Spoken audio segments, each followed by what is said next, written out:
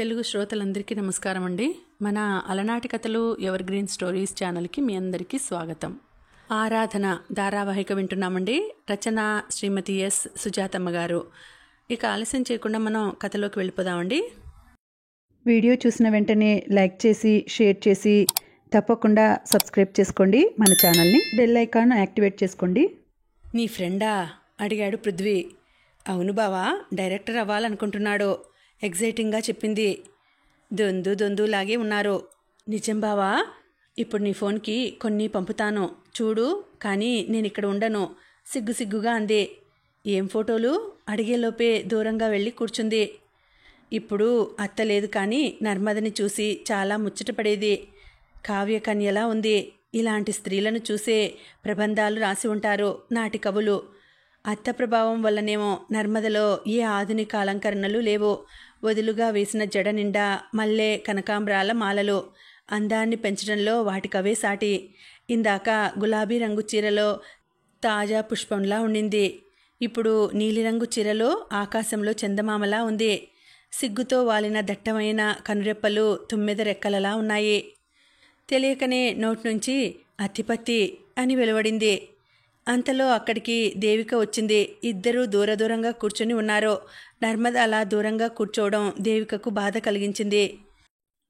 అందరూ ఎవరి మాటల్లో వాళ్ళున్నారు. పృథ్వీ ఒంటరిగా ఉన్నాడు. ఫ్రెండ్స్ ఎవరూ రాలేదు. ధన్య చొరవగా డైనింగ్ ఏర్పాట్లలో మేనమామతో కలిసి ఉంది. నర్మద మౌనంగా తలొంచుకొని కూర్చుని ఉంది. పృథ్వీ నర్మదనే చూస్తున్నాడు. ఏమైంది ఈ పిల్లకి? పాపం, వాడు అంతగా వెంటపడుతుంటే దూరంగా వచ్చి కూర్చుందే. నిజంగా అంత ఇష్టమా అనుకుని కూతురు దగ్గరికి వెళ్ళి తలొంచుకున్న నర్మద చుబుకం పట్టి పైకి లేపింది. ఊహల్లో ఉన్న నర్మద ఉలిక్కిపడి తల్లివైపు చూసింది. చక్కగా రెడీ అయ్యావు, సరదాగా ఉన్నావని మురిసిపోతుంటే ఏంటమ్మా, చూసేవాళ్ళు ఏమనుకుంటారు దీనంగా అడిగింది. అర్థం కానట్టు తల్లివైపు అయోమయంగా చూసింది నర్మద. ఒకసారి పృథ్వీని చూడు, ఇంతమందిలో ఉన్న కన్నార్పకుండా నిన్నే చూస్తున్నాడు, పాపం అనిపించడం లేదు అడిగింది. ఏంటే ఆ వెటకారం? అది కాదమ్మా, నేను ఇంతవరకు అక్కడే ఉన్నాను. ఇప్పుడు కూడా ఉంటే తప్పేంటి? వెళ్ళి అక్కడే ఉండు. పృథ్వీ వైపు చూసింది. నవ్వుతూ తననే చూస్తూ ఉన్నాడు. వచ్చి చెప్పు అర్చినట్టుగా అంది. ఏంటత్తా? పృథ్వీ స్టేజ్ దిగి రాబోయాడు. వద్దంటూ సైగ చేసి నర్మద చేయి పట్టుకొని దేవికే ముందుకు అడుగులు వేసింది. నర్మదకు అది నచ్చలేదు. తానేదో రానన్నట్టు, ఆవిడేదో లాక్కెళ్ళి కలుపుతున్నట్టు. మా వదులు అని విదిలించుకుంది చేతిని. ఏంటి నువ్వు ఎంత చెప్పినా నా మాట వినవా? అసలు నువ్వు వినంది నేను కాదు, ఎంత చెప్పినా బుర్రకెక్కించుకోవేమిటి? అంటే నన్ను వ్యతిరేకించేందుకు కూడా రెడీ అయిపోయావా? బాధగా అడిగింది. నీ మొహం పళ్ళు కొరుకుతూ అని, నీకెన్నిసార్లు చెప్పాలి నాకు బావ అంటే ఇష్టమేనని? గట్టిగా అరవకు, ఇష్టమైతే దూరంగా కూర్చుంటారా? నర్మద గబగబా వెళ్ళి పృథ్వీ పక్కనే నిలబడి ఎడమ చేత్తో పృథ్వీ కుడి చేతిని పట్టుకుంది. దేవిక మొహం అంతా విప్పారగా, నేను వచ్చి పిలిచే వరకు ఇక్కడే ఉండు అని. పృథ్వీ అర్థం చేసుకో, చిన్నపిల్ల అంది మెల్లగా. నా కర్మ, నువ్వు ముందు దిగి వెళ్ళు. వెళ్తానులే, నేనేం చేసినా నీ మంచి కోసమే కదా. ఇంత పిచ్చి తల్లిని నేనెక్కడా చూడలేదురా బాబు. సరేలేవే, నేను పిచ్చిదాన్ని, నువ్వు మంచిగా ఉండు. అతిథుల భోజనాలు అయ్యాక చివర్లో మనం చేద్దాం. పాపం, పెద్దలు పిల్లల్ని అలా నమ్మేస్తుంటారు అన్నాడు పృథ్వీ. ఊరుకోరా, నా కూతురు గురించి నాకు తెలీదా ఏమిటి? సరేలే వెళ్ళు, నా టైం బాగాలేదు అంది నర్మద నీరసంగా. అంత మాట అనుకు నాయనా, ఒకనాటికి నువ్వే అంటావు చూడు, ఎంత మంచివాడిని కట్టబెట్టావా అని. అబ్బా అంటూ తల పట్టుకొని అలాగలాగే అంది. నవ్వుతూ మొహం చుట్టూ చేతులు తిప్పి మెటికలు విరిచి వెళ్ళిపోయింది దేవిక. దేవిక వెళ్ళగానే, మా అమ్మకు నా మీద ఎందుకు అంత అనుమానం? మొహం చిట్లిస్తూ అడిగింది. నువ్వు ఈ మధ్య ఎక్కువగా జానేమన్తో చాటింగ్ చేస్తున్నావట ముసిముసిగా నవ్వుతూ అన్నాడు. ఓహ్, అంటే నా ఫోన్ చెక్ చేస్తోందా? లేదు, పొద్దున నువ్వు మెసేజ్ పెట్టినప్పుడు నీ పక్కన ఎవరున్నారు? ఒక పాప ఉండింది. ఆ పిల్ల వచ్చి అతతో చెప్పింది. అర్థం కానట్టు చూసింది నర్మద. నేనొచ్చానా, నువ్వు నన్నేమో వెనక్కి రమ్మన్నావు. అందరి మధ్యలో నుండి నా అంతకు నేను ఎలా రాను? అందుకనే అత్తను పంపించేయాలని అంతా రెడీనా అని అడిగాను. నర్మద రెడీ అయితే అన్నీ రెడీ అయినట్టే అని ఆ పాపను పిలిచి అత్త ఏం చేస్తుందో చూసిరా అంది. ఆ పిల్ల తిరిగొచ్చి జానేమన్కి మెసేజ్ పెడుతోంది అని చెప్పింది. అత్త ముఖ కవళికలు మారాయి. నాకు బాధ అనిపించింది. ఓహో అతనా, నాకు పరిచయం చేసిందిలే అన్నాను. అవునా, మంచివాడా అని అడిగింది. నాకంటే అని చెప్పాను. నీకంటే ఎవరు మంచివాళ్ళు ఉండర్లే అని కొంచెం నింపాదిగా వెళ్ళిపోయింది. ఆ విషయం నీతో అందాం అనుకున్నాను, కానీ నిన్ను చూడగానే అదోలా చూశాడు. పో తల ఎగరేస్తూ అని అదన్నమాట కారణం. పేరు మార్చేయాలి. ఇంతకు ఫోటోలు చూసావా లేదా అడిగింది. ఏం ఫోటోలు? ఇంతసేపు ఏం చేశావు? నిన్ను చూస్తూ కూర్చున్నాను. అందుకే మీ అత్త నన్ను అన్నది. అక్క, పెద్దగా వెరైటీ ఫోజులు ఏమీ రాలేదు, ఫోటో షూట్ చేసుకుందామా అడిగాడు నితీష్. ఓ, నువ్వు ఇక్కడే ఉన్నావు కదా, ఆ విషయమే నేను మర్చిపోయాను. నువ్వు ముందు వెళ్ళి భోంచేసి వచ్చేయి, తర్వాత తీసుకుందాం అని నితీష్ను అక్కడి నుంచి పంపించేసింది.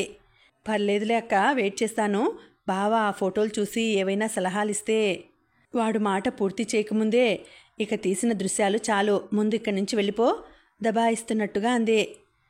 అంతలా పదే పదే ఫోటోలు ఫోటోలు అంటుంది. ఏమై ఉంటాయా అని పృథ్వీ ఓపెన్ చేశాడు. హవ్వా నోటి మీద చెయ్యి పెట్టుకొని, ఇంత ఫోటోలు పిచ్చేమిటే, నీకు సిగ్గైనా అనిపించలేదు అన్నాడు. నువ్వు ఇలా చేస్తావని నేను ఊహించానా? నువ్వు కెమెరామాన్ని పిలిచావని నాకేం తెలుసు, బరి తెగించావు ఎర్రబడిన మొహంతో అన్నాడు. బుంగమూతి పెట్టుకొని, వాడికి నేనేం చెప్పలేదు, వాడే వాడి టాలెంట్ చూపెట్టాడు. ఇంకేం చేయలేక ఆ మొహం చూసి నవ్వాడు. సిగ్గుపడుతూ వీడియో కూడా ఉంది చూడు అంది. పృథ్వీకి మొహమాటం అనిపించింది చూడటానికి. భలే ఉంది బావా, వాడిని ఊరికే కసిరాను కానీ సినిమాలోలా ఉంది అంది తలంచుకొని గోళ్లు కొరుకుతూ.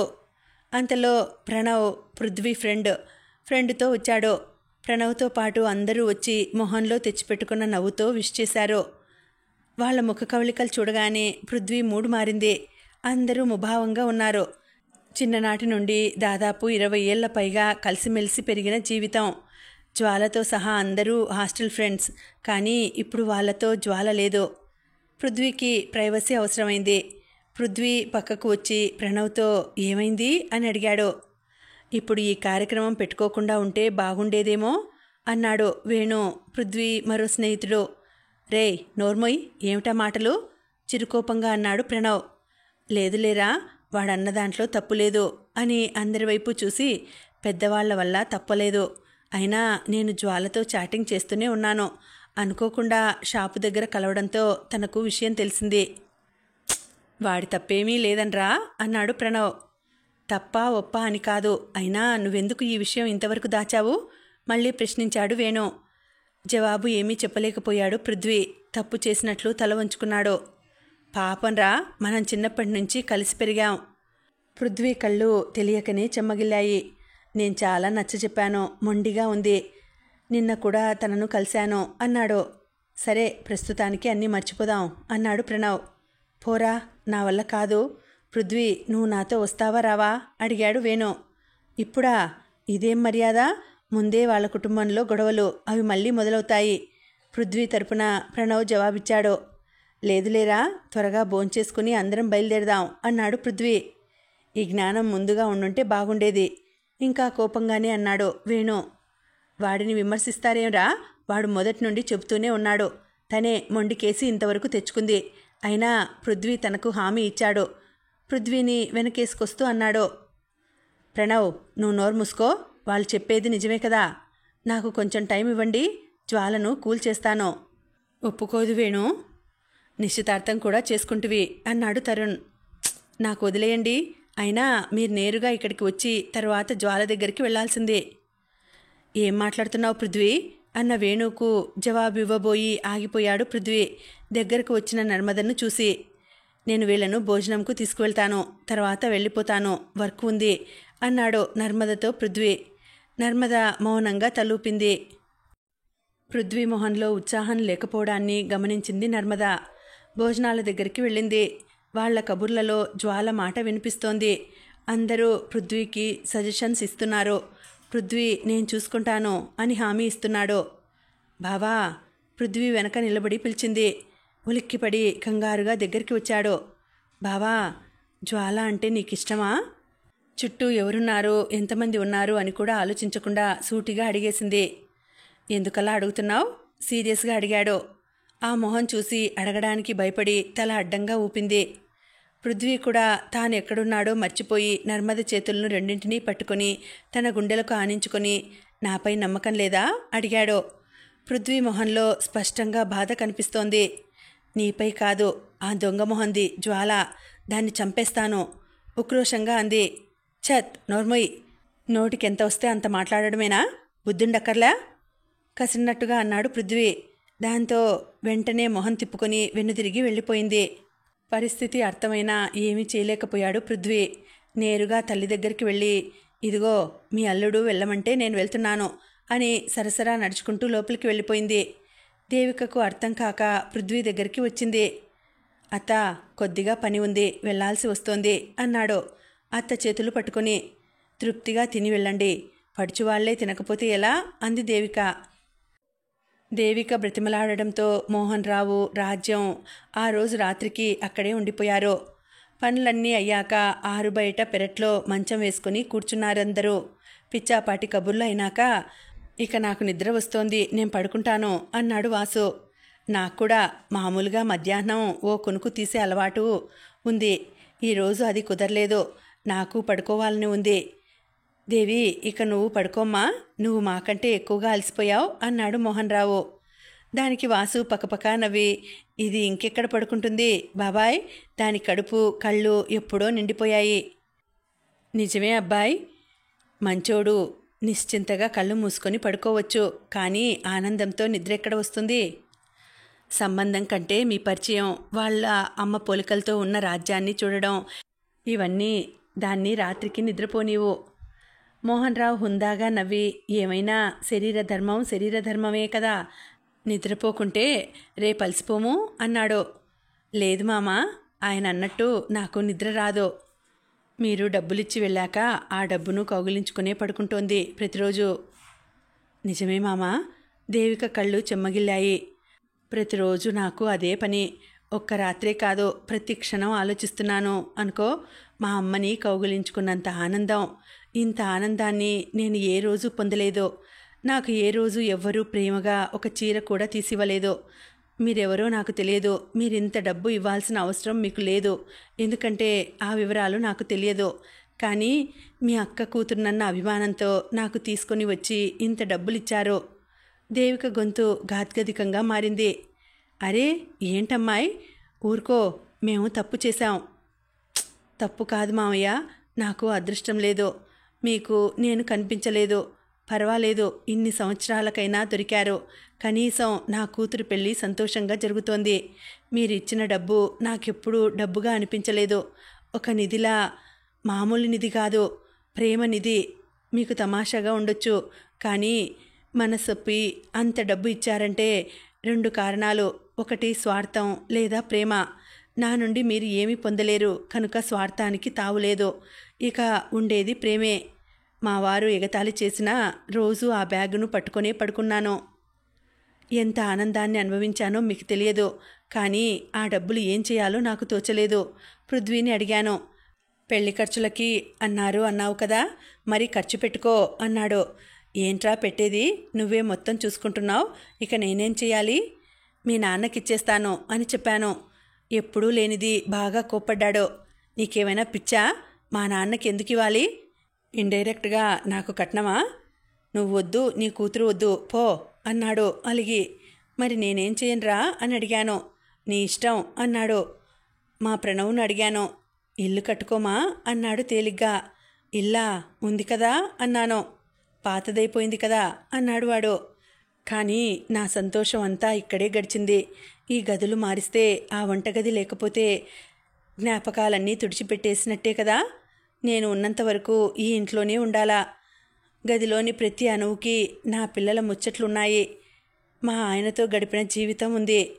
ఆడపడుచులకు పెళ్ళిళ్ళు చేసిన అనుభవాలు ఉన్నాయి. ఆ తీపి జ్ఞాపకాలు వదిలేసి కొత్త ఇల్లు కట్టుకుంటే అది 4 గోడల్లాగే ఉంటుంది. నా జ్ఞాపకాలు చెడగొట్టుకోలేను. అందుకే ఏం చేయాలో నాకు తోచటం లేదు. మామా, ఏమనుకోకు, ఆ డబ్బులు నువ్వే తీసేసుకో. ఏయ్, ఇందుకే ఆగమన్నావా ఏమిటి మమ్మల్ని? చివాలున లేచి కూర్చుంటూ అన్నాడు మోహన్ రావు. చచా, అలా కాదు మామా. మరి అంతగా చెప్పి నీకిస్తే నీవు చేసేదేమిటి? అయినా అది నేనిచ్చింది కాదు, మీ అమ్మ సొత్తు. మా అమ్మ నాకెలా ఇచ్చిందో మీ అమ్మకు అలాగే ఇచ్చింది. అది నేను నీకిచ్చాను. కావచ్చు, నేను కాదనటం లేదు. కానీ ఇవ్వాలి అని బాధ్యతగా వ్యవహరించావే, అది మామ ప్రేమంటే. నన్ను కన్నతండ్రికి కూడా. ఇక దుఃఖం ఆగలేదు దేవికకు. రాజ్యం దేవికను తన దగ్గరకు తీసుకుంది. ఊరుకోవదినా అంది. వాసుకి కూడా చాలా బాధ అనిపించింది. అందరి మధ్యలో భార్యను ఓదార్చలేకపోయాడు. దేవిక తనకు తానే సముదాయించుకొని రాజ్యం ఒడిలోనే ఒదిగి అలాగే పట్టుకొని, నాకు నీ ప్రేమ కావాలి, నన్ను మీలో కలుపుకోండి అంది కొంగుతో కళ్ళు తుడుచుకుంటూ. మోహన్ రావుకు కూడా నోట మాట రాలేదు. కలుపుకోవడం ఏమిటమ్మా? ఇన్ని రోజులు నేను నువ్వెక్కడున్నావో తెలుసుకోలేకపోయాను. అమ్మ చివరగా చెప్పడంతో నీ గురించి తెలుసుకున్నాను. ఇక ఎందుకు వదిలేస్తాం? నాకు డబ్బులు వద్దు మామా. నాకు ఇంకా ఏదో దేవిక అనబోతుంటే మోహన్ రావు అడ్డుకుని, ఇదిగో ఆ డబ్బులు వద్దన్నావంటే మమ్మల్ని దూరం పెట్టినట్టే అన్నాడు బెదిరిస్తున్నట్లు. నేను వద్దనడం లేదు. ఎలా ఖర్చు పెట్టాలో నాకు తెలీదు. మా అమ్మ పేరుతో అమ్మమ్మ గుర్తుగా ఏదో ఒకటి నువ్వే చెయ్యి. అలాగేలే, ప్రస్తుతానికి పడుకో. లేదు మామా, నేను నిశ్చింతగా పడుకోవాలంటే మీరు నాకు ఓ మాట ఇవ్వాలి. ఏంటది? నా కొడుక్కి మీ ఇంటి పిల్లని ఎవరినైనా ఇవ్వండి ఆశగా అడిగింది దేవిక. అంతవరకు మౌనంగా ఉన్న ప్రణవ్ అమ్మా అంటూ అటుకోబోయినాడు. ఏరా, ఎవరినైనా ప్రేమించావా అడిగాడు మోహన్ రావు నవ్వుతూ. అబ్బే, అలాంటిదేమీ లేదండి. అండి ఏమిట్రా తాత అనకుండా చెయ్యిని గాల్లో విసిరాడు ప్రణవ్ వైపు కొడుతున్నట్టు. ఆ అనుమానం తీరిపోయిందిగా, చెప్పు మామా. ఈరోజు ఓ అమ్మాయి తిరుగుతూ ఉన్నది కదా, దాని పేరు జగతి. రాజ్యం కూతురే, పక్కనే ఉందిగా, అడిగి చూడు. రాజ్యమమ్మా, నేను నిన్ను పేరు పెట్టి పిలవలేను. నీ కూతుర్ని నా కొడుక్కిస్తావా? నాకేమీ అభ్యంతరం లేదు. మా ఆయనకు ఓ మాట చెప్పాలి. ఆ విషయం నేను చూసుకుంటాలే అన్నాడు మోహన్ రావు. ఇది చాలు మామా నాకు, తృప్తిగా కృతజ్ఞతగా అన్నది దేవిక. మనవడా, మేము కట్నం ఇవ్వము, ఆస్తిలో వాటా ఇస్తాం మీసం తిప్పుతూ అన్నాడు మోహన్ రావు ప్రణవ్తో. అందరూ జ్వాల దగ్గర ఉన్నారు. చాలాసేపు చర్చలు జరిగాక ఎట్టకేలకు జ్వాల పృథ్వీతో అమెరికా వెళ్ళడానికి ఒప్పుకుంది. అందరూ హుర్రే అంటూ అరిచి పృథ్వీని అభినందించారు. జ్వాల నవ్వి, నిశ్చితార్థం ఎలా జరిగింది అని అడిగింది అందరి వైపు చూస్తూ. మహాతల్లి, నీ వల్ల ఎవరూ అటెండ్ అవ్వలేదు. చివర్లో పోయి పృథ్వీని పిలుచుకువచ్చేశాం అన్నాడు ప్రణవ్. పృథ్వీ వైపు తిరిగి, బాగా జరిగిందా అడిగింది. ముభావంగా తల ఊపాడు. ఫొటోస్ చూపు. అప్పుడే ఎలా వస్తాయి, ఎవరు తీస్తారు అన్నాడు పృథ్వీ. లేనే లేవా? లేవు అంటున్నాను కదా. మీ ఇద్దరూ కలిసిన మరే ఫోటోలు లేవా? జ్వాల, ఇప్పుడు అవన్నీ ఎందుకు నచ్చజెప్పే ధోరణిలో అన్నాడు పృథ్వీ. నేను నర్మదలా కాదులే అని మళ్ళీ అసూయపడడానికి అని పూర్తి చేసింది. పృథ్వీ వినిపించుకోనట్లు మౌనంగా ఉన్నాడు. పృథ్వీ చేతిలోని ఫోన్ను చటుక్కున లాక్కుంది. ఏయ్, పృథ్వీ కంగారుగా ఆవేశంగా లాక్కోబోయాడు. జ్వాల అందకుండా దూరంగా పెట్టింది. ప్లీజ్ రా బ్రతిమాలుతున్నట్టుగా అడిగాడు. చెప్పాను కదా, నేనేమీ అనుకోను అంది. నువ్వు అనుకుంటావు అని కాదు, ఫోటోలు ఏమీ లేవు. మరి ఎందుకంత కంగారు? చాటింగులు చూస్తాననా? పృథ్వీ ఏం మాట్లాడలేదు. ఏమీ ఉండదులే, ఇచ్చేసేయ్ అన్నాడు ప్రణవ్. నువ్వేంట్రా మధ్యలో, నువ్వు చూడు జ్వాల వంత పాడాడు వేణు. పృథ్వీ అక్కడి నుంచి బయటకు వచ్చేయబోయాడు. పృథ్వీ తీసుకో, నాకొద్దులే అంది జ్వాల గట్టిగా. వెంటనే వెనుతిరిగాడు పృథ్వీ అందుకోవడానికి. నువ్వు చాలా మొండివాడివి అదోలా అంది జ్వాల. చెబితే అర్థం చేసుకోవాలి అన్నాడు. నువ్వు నన్ను ఎప్పుడైనా అర్థం చేసుకున్నావా? ఎదురు ప్రశ్న వేసింది. మళ్ళీ మొదటికొచ్చావా విచారంగా అడిగాడు. నీ మనసు అర్థం చేసుకునే కదా నీ వెంట అమెరికా కూడా వస్తాను అన్నది మొండిగా అంది. ఫోటోలు రాగానే ముందు నీకే పంపుతా. అవి నాకొద్దు, నీ పర్సనల్ కావాలి. జ్వాల, పృథ్వీ ఎందుకు చెప్తున్నాడో అర్థం చేసుకో అన్నాడు ప్రణవ్. జ్వాల మొహం అటువైపుకు తిప్పుకుంది. పృథ్వీ, నీకు చాలా స్వార్థం ఎక్కువ అన్నాడు వేణు. వెంటనే వేణు చేయి పట్టుకుని బయటకు లాక్కు వెళ్ళాడు పృథ్వీ. నీకసలు బుద్ధుందా? జ్వాలను ప్రశాంతంగా ఉండనివా అన్నాడు బయటకెళ్ళి. జ్వాల ఏమిటో నీకు తెలియదా? ఇంత జరిగినా అర్థం చేసుకుంది కదా. వేణు, నీ ఇష్టంరా, నాకసలు ఓపిక లేదు. లోపల ప్రణవ్ జ్వాలతో వాడిని ఊరికే విసిగించకు అంటున్నాడు. ప్రణవ్, నేను మనస్ఫూర్తిగా చెప్తున్నాను, ఊరికే చూడాలనుకుంటున్నాను అంతే. సరే, పాస్వర్డ్ పెట్టినాడు. అంతలో పృథ్వీ లోపలికొచ్చి ఫోన్ ఇస్తావా అని అడిగాడు. ఒక్క క్షణం ఉండరా, నేను తీసుకొస్తాను అన్నాడు ప్రణవ్. సరే వెళ్ళబోయాడు. పృథ్వీ, తీసుకో అంది జ్వాల. నేను నీకోసమే చెప్తున్నా, చూడాలనుకుంటున్నాను అంతే అంది ఫోన్ తిరిగిస్తూ. తీసుకోబోయాడు పృథ్వీ. కానీ జ్వాల మాటలతో ప్రణవ్ పాస్వర్డ్ ఓపెన్ చేసి ఇచ్చాడు. అడ్డుకోలేకపోయాడు పృథ్వీ. గ్యాలరీ ఓపెన్ చేసింది. చూడరాని ఫోటోలను, వీడియోని చూసింది. చూడటమే కాకుండా తన ఫోన్కి సెండ్ చేసుకుంది. పృథ్వీ మరేం చేయలేక కళ్ళు గట్టిగా మూసుకొని అలసటగా నుదురు రుద్దుకున్నాడు.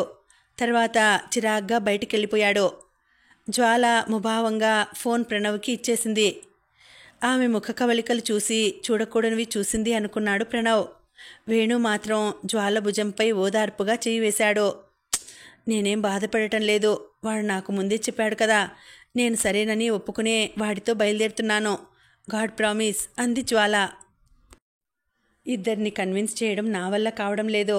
జ్వాల సంగతి పక్కన పెడితే నర్మదని ఎలా శాంతింపచేయాలో తెలియటం లేదు. నిరుత్సాహంగా నీరసంగా అన్నాడు పృథ్వీ దారిలో ప్రణవ్తో. నేను నీకు ముందే చెప్పాను, ఇవన్నీ కామన్. కాకపోతే నీకు పెళ్లికి ముందే మొదలైంది తేలిగ్గా అన్నాడు ప్రణవ్. ఆ మాటతో ఎక్కడలేని కోపం వచ్చి నిజంగానే ఫట్మని కొట్టాడు. అబ్బా, ఉన్నమాటంటే ఉలికెక్కువలే విసుక్కున్నాడు. నర్మదను ప్రసన్నం చేసుకోవడానికి ఏదో ఒక ఐడియా ఇస్తావనుకుంటే చెడగొట్టావు కదా. ఇటు జ్వాలని అటు నర్మదని. బుద్ధుండేవాడెవడైనా పాస్వర్డ్ ఇస్తాడా? ఛీ, వాళ్ళని నేనెంతో కన్విన్స్ చేసుకుంటే మళ్ళీ మొదటికి తెచ్చావు. విధి లేక పృథ్వీ అనే మాటలన్నీ పడ్డాడు ప్రణవ్. ముఖ్యంగా జ్వాల అది ఎంత ఫీల్ అవుతుందో ఏంటో. సారీరా, వదిలేయ్. పృథ్వీ నర్మదకు ఫోన్ చేశాడు. తీలేదు. తీస్తుందని ఆశ కూడా లేదు. అలసటగా ఉంది.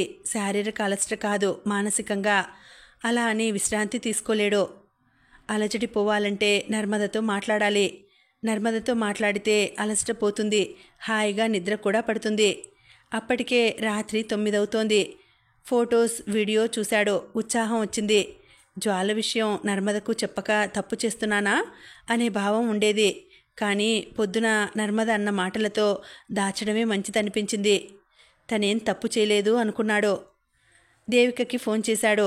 వాసు అన్నట్లు నిద్ర పట్టక మేల్కొనే ఉంది. పృథ్వీ నుండి ఫోన్ రాగానే లిఫ్ట్ చేసింది. ఏరా, ఇంత రాత్రి చేశావే అని అడిగింది. నిద్రపోతున్నావా అత్తా? మేల్కొనే ఉన్నాను. నువ్వేంటి ఇప్పుడు? ఊరికేలే, అంత కంగారు పడతావేమి? నర్మద మాట్లాడలేదా? అసలు తనకి నేను ఫోన్ చేయలేదు. అబద్ధం ఆడాడు. అది ఏం నిద్రపోయి ఉండదు, మాట్లాడించు. ఇప్పుడా? వద్దులే. ఏం కాదు, మెల్లమెల్లగా పలకరిస్తూ పో, అదే అలవాటైపోతుంది. ఏంటి, ఇప్పుడే నేను ఇస్తానుండు. అత్తా, వద్దొద్దు, నువ్వు ఊరుకో, దాని దగ్గర మొహమాటం ఏంటి అంటూనే నర్మద దగ్గరికి వెళ్ళింది. నర్మద మంచం మీద పడుకొని దొర్లుతోంది. ఆ దొల్లడంలోనే దేవికకి అర్థమైంది నిద్ర పట్టడం లేదని.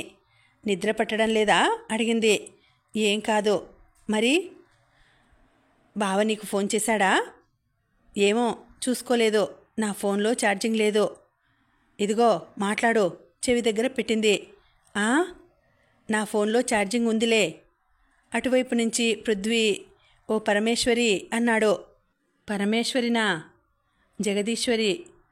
ఇదిగో పరమేశ్వరి, జగదీశ్వరి కావాలట. ఫోన్ తల్లి చేతికి ఇచ్చింది. హలో పృథ్వీ. అత్తా, ఏం లేదు, అదేదో పరమేశ్వరి జగదీశ్వరి అంటేనూ. ఇస్తా ఉండు అని మళ్ళీ నర్మదకిచ్చింది. నర్మద స్పీకర్ నొక్కింది. ఓ పరమేశ్వరి, జగదీశ్వరి, రాజేశ్వరి, ఇకనైనా శాంతించవే మండోదరి, గుండోదరి, నీలాంబరి, కాదంబరి. వినగానే దేవిక పకపక నవ్వింది. అటువైపు ఫోన్ పెట్టేశాడు పృథ్వీ. ఎందుకు అడిగింది నర్మద. పాపం, వాడు నీ వెంట పడుతుంటే నీకు కొవ్వు అంది విసుక్కుంటూ. నీ అల్లుడు చాలా మంచోళ్లే. ఫోన్ తల్లి చేతికి ఇచ్చింది. కాసేపు ఆగాక మళ్ళీ నర్మదకి ఫోన్ చేశాడు. ఎత్తలేదు. ఎత్తకపోగా మెసేజ్ పెట్టింది. అమ్మయ్యా అనుకున్నాడు. నా ఫ్రెండ్ నిశ్చితార్థం జరిగితే వాళ్ళు సరదాగా మాట్లాడుకుంటూ కూర్చున్నారు. సారీ, నేను మాత్రం నిన్నేమన్నానో అలా అనడం తప్పు అన్నాను, అంతే కదా? పృథ్వీ కూడా మెసేజ్ పెట్టాడు. పో ప్లీజ్ బంగారం. మధ్యాహ్నం వెళ్ళావు, కనీసం ఒక్క మాట అయినా చెప్పావా? ఓ పరమేశ్వరి, జగదీశ్వరి, రాజేశ్వరి, ఇకనైనా శాంతించవే. మండోదరి, గుండోదరి, నీలాంబరి, కాదంబరి, ఈ దాసుని కరుణించవే. పాత సినిమాలోని పాటను వాయిస్ మెసేజ్ పెట్టాడు. మీ అత్త దగ్గర ఇలాంటివి నేను చాలా నేర్చాను. ఇదే అదనుగా తీసుకొని చెట్టు కింద సిగ్గుపడుతూ నిల్చున్న ఫోటోలు పెట్టి కింద క్యాప్షన్ బిడియమేల ఓ చెలి అని పెట్టాడు. నాకు నువ్వు అక్కర్లేదు అని పెట్టింది. కౌగిలించుకున్న ఫోటో పెట్టి తెలిపే నిన్నే కౌగిలి అని క్యాప్షన్ ఇచ్చాడు. చాటింగ్ కట్ చేసింది. అమ్మయ్యా పర్వాలేదు, అలకే గాని కోపం కాదు అని సంతోషించాడు. కొద్దిసేపటి తర్వాత వస్తావా అని మెసేజ్ పెట్టింది. అర్ధరాత్రి ఎక్కడికి రమ్మంటావు? నేను బయటకొస్తాను. ఇంత రాత్రి వద్దు, రేపు కలుద్దాం. ఏడుపు ఇమోజీస్, లవ్ ఇమోజీస్ పెట్టి క్లోజ్ చేసింది. పృథ్వీ మనసంతా తేలికైపోయింది. జ్వాల నుండి మెసేజ్ నోటిఫికేషన్లో కనిపించింది. నర్మద ఎన్ని నోములు నోచిందో. జ్వాలకు నిద్ర పట్టడం లేదు అని అర్థమైంది. బాధ కలిగింది. కానీ ప్రశాంతంగా ఉన్న మనసును చెడగొట్టుకోవడం ఇష్టం లేక హాయిగా నిద్రపోయాడు. ఇంకా ఉందండి, కథ కొనసాగుతుంది. మళ్ళీ వచ్చే వీడియోలో తర్వాతి భాగం తెలుసుకుందామండి. అంతవరకు సెలవు. నమస్తే.